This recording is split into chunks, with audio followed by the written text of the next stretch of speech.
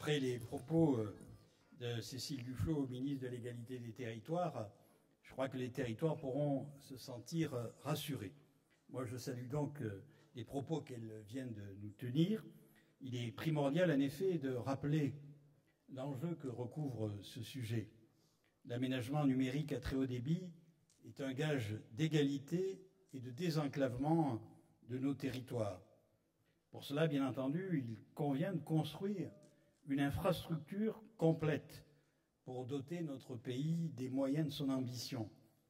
Ce grand projet national implique dès aujourd'hui, cela a été rappelé, la définition précise du cadre de déploiement de la fibre optique, une meilleure coordination des initiatives publiques et privées, ainsi que la création d'un financement pérenne et péréquateur.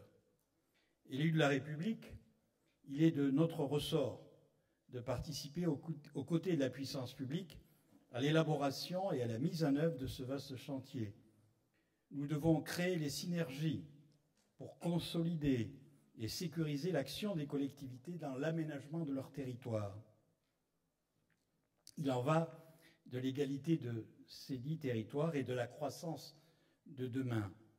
Fortes de l'expertise qu'elles ont acquise depuis 2004, une conquête récente pour les collectivités territoriales en matière d'aménagement numérique, les collectivités continueront de jouer un rôle central dans ce vaste chantier, et ce, à côté d'un État qu'on sent de plus en plus devenir l'État que nous souhaitions, un État stratège.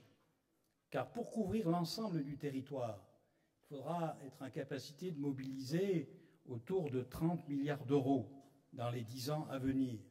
Et si la moitié de cet investissement pourrait être assumé par les opérateurs, à condition qu'ils précisent les engagements qu'ils ont pris, eh bien, il faudra que les collectivités territoriales couvrent le reste. À cette fin, il est indispensable, bien entendu, de s'appuyer sur les leviers de ce projet d'envergure, à savoir, c'est l'objet de nos débats, les usages numériques et la demande de très haut débit. En effet, les usages numériques représentent un formidable moteur du déploiement des réseaux.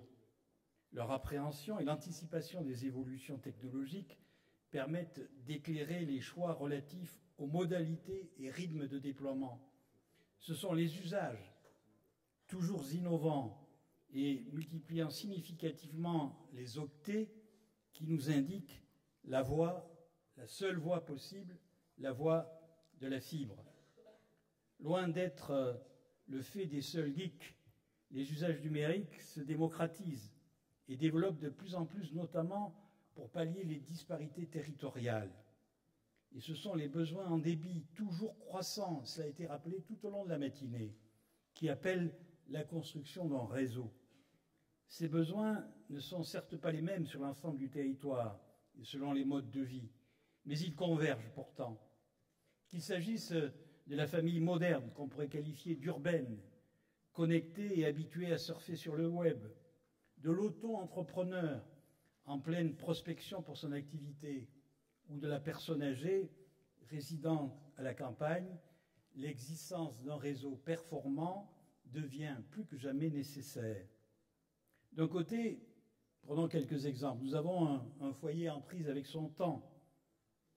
Ce soir-là, la mère poste le dernier article sur son blog d'actualité depuis sa tablette, pendant que le père consulte les variantes du bœuf bourguignon sur marmiton.org pour faire plaisir à son épouse, et que le fils joue à la Wi-Fi, tandis que la grand-mère écoute le récit par Skype de sa petite fille en stage au Mexique. L'évolution permanente des outils et des applications numériques nécessite des débits descendants et ascendants toujours plus importants, et les usages de cette famille moderne et urbaine en témoignent. De l'autre côté, on peut avoir une mamie qui vit dans la ferme isolée du Cantal ou de la Lozère de son enfance. Elle n'a certes pas de Wii et n'alimente pas de blog sur les derniers tricots à la mode, mais elle est âgée et sa famille, qui vit en ville, s'inquiète de son isolement. Il serait rassuré de savoir qu'un réseau de télémédecine est mis en place dans la commune d'à côté et qu'un système d'alerte en cas d'accident puisse être installé à son domicile. Quelques kilomètres plus loin, une jeune famille est tentée de quitter la grande banlieue pour se mettre au vert, comme l'on dit, et offrir une meilleure qualité de vie à ses enfants. Si l'existence d'un réseau très haut débit permettant de recourir à des solutions, telles que, bien entendu, le télétravail ou l'e-éducation, représente un critère essentiel pour se décider à franchir ce pas. Vous le voyez, ces exemples illustrent les besoins en très haut débit propres aux territoires ruraux. Et ce matin, je le rappelais, de nombreux intervenants ont insisté, que ce soit pour l'e-éducation, pour l'e-commerce, la nécessité d'avoir des infrastructures suffisantes pour pouvoir développer leurs usages et leurs activités. De même, l'auto-entrepreneur et le petit producteur qui cherchent à installer et à développer leur activité sur une commune s'inquièrent au préalable de la qualité de la connexion locale. Ils sont parmi les premiers bénéficiaires de la révolution numérique. Le petit apiculteur du massif des Bauges en Haute-Savoie et l'e-commerçant qui propose des emballages pratiques pour les pots de miel savent profiter de cette toile qui les rapproche. C'est pourquoi la demande en très haut débit vient prioritairement des zones peu denses parce qu'elles ne disposent pas même de connexion à haut débit correcte. Elle est formulée tant par les entrepreneurs qui souhaiteraient développer leur activité sur place que par les particuliers qui se sentent déjà abandonnés parce qu'ils ont vu disparaître au fil du temps, un à un, les services publics locaux qui structuraient leur territoire. Or, c'est très précisément ce sentiment de relégation qui les conduit à juste titre à réclamer, parfois avec force, la fibre optique pour briser leur isolement et favoriser leur inclusion dans la communauté nationale. L'évolution des usages et les disparités territoriales appellent donc la construction d'une infrastructure complète à très haut débit, tel un gage de décloisonnement et d'attractivité des territoires. Car le numérique a cette force rare de réduire l'immensité du temps et de l'espace. C'est un outil incroyable de maillage d'un territoire qui valorise le savoir-faire et l'esprit d'innovation de ses habitants. Les octets forment en quelque sorte des ponts sur les failles de certaines infrastructures de proximité. Ils contribuent bien évidemment à redonner un nouveau souffle au territoire et la ministre de l'Égalité des territoires l'a parfaitement compris. Aujourd'hui, le trafic, et cela a été rappelé ce matin, le trafic des mobiles explose du fait de la généralisation des smartphones. Les usages en sont profondément modifiés et le nombre d'objets communicants et nomades s'accroît continuellement, j'oserais dire presque indéfiniment. En effet, qui aujourd'hui peut prétendre se passer de ces outils devenus, comme le dit Michel Serres, des prolongements de nos mains? L'échange de SMS dans l'immédiat, la consultation de nos mails partout où nous sommes, dans les transports, les tweets pour réagir sur le vif aux propos qui sont tenus, peut-être même en ce moment, aux assises du numérique, sont autant de pratiques qui favorisent et accélèrent les interactions en faveur des citoyens alertes et avertis. Elles vont aller, nul ne le conteste, en s'amplifiant. En termes de débit, les évolutions introduites par la 3G et le passage à la 4G, peut-être à la 5G, vont permettre de drainer les quelques dizaines de centaines de mètres recourant au réseau hertzien. Mais pour faire face à l'accroissement des flux des mobiles, il va falloir collecter ce trafic, donc des antennes au plus près d'un réseau fixe. La solution réside peut-être dans la box qui devient un relais. Les stations d'émission sont fibrées et se densifient. Dès lors, le mobile n'a pas vocation, et il faudrait combattre cette idée fausse, à se substituer au fixe. Au contraire, pour répondre aux besoins de nos territoires, nous devrons solliciter les très hauts débits fixes et mobiles, et si possible, sans couture. Aussi, la seule manière d'éviter la saturation et la dégradation du service, c'est d'investir. Et d'investir sans se tromper, investir dans la fibre. À cet égard, il convient d'anticiper l'évolution des usages et des flux induits pour éviter qu'ils nous prennent de court. Pour le mobile, la solution réside bien entendu du côté des nouvelles bandes de fréquences récemment attribuées de la 4G. Mais pour le fixe et pour la 4G, c'est toujours et surtout la fibre optique qu'il nous faut. À l'heure des choix où nous nous trouvons, il est essentiel de ne pas se tromper de débat. Que les plus farouches défenseurs, et ils sont nombreux, du mix technologique se rassurent. Dans le cadre de leur aménagement à très haut débit, des territoires très peu denses en viendront parfois, pourquoi pas, à mettre en œuvre ce type de solution pour l'habitat isolé. Mais après des arbitrages qui sont du seul ressort de la collectivité maître d'œuvre, mais le cap doit rester celui de la fibre optique, car c'est elle, et elle seule, qui sera le fil conducteur de notre développement homogène et du retour, très certainement, à une croissance forte et créatrice d'emplois. Les responsabilités que j'assume au sein de la VICA, Comité des réseaux d'initiative publique, où j'ai participé à la CRIP, m'ont éclairé sur cet enjeu.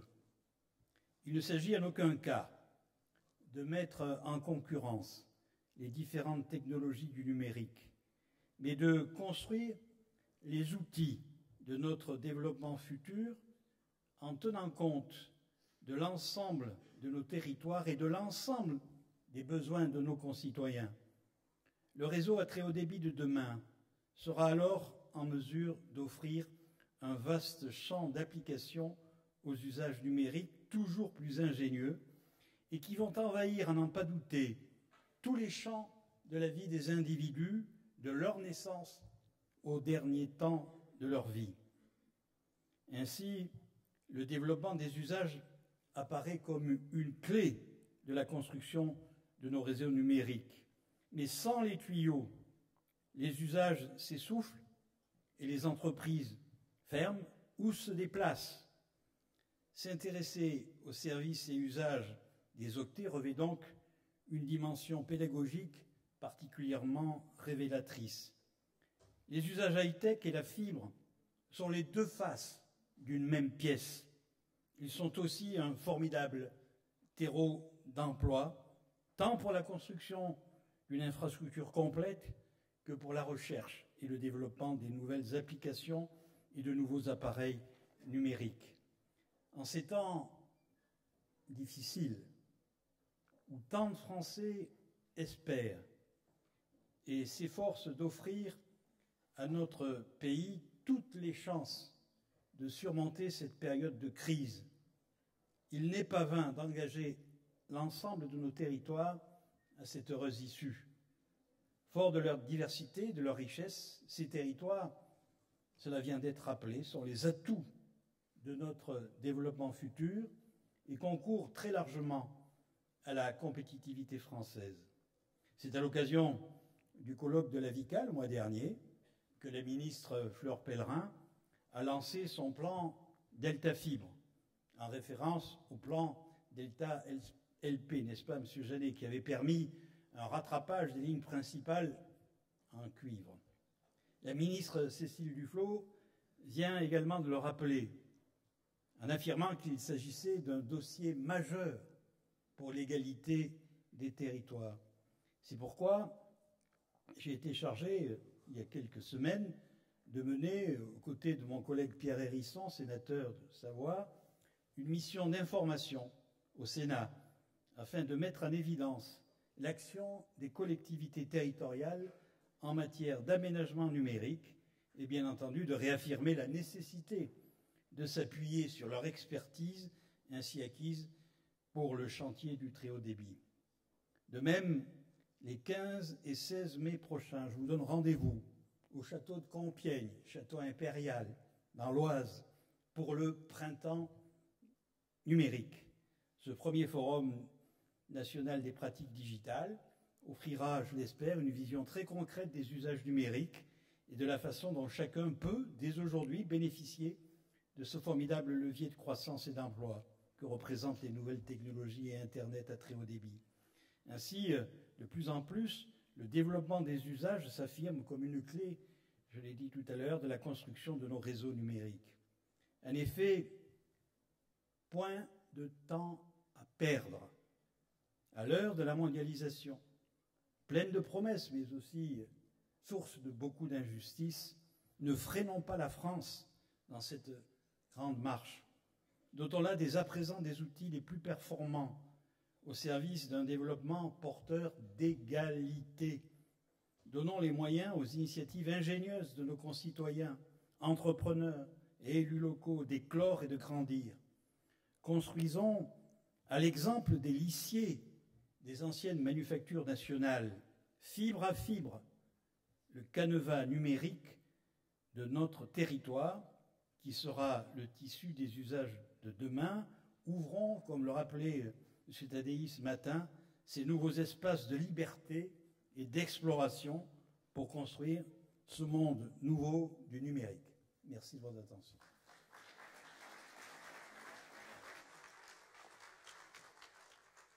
Merci beaucoup, Monsieur le Sénateur, pour cet exposé qui nous a plongé dans le quotidien des Français. C'est vrai que la mise en situation était prégnante, chacun a pu se reconnaître, et que de chemin parcouru finalement depuis l'article L1425-1 en 2004. Bravo et merci.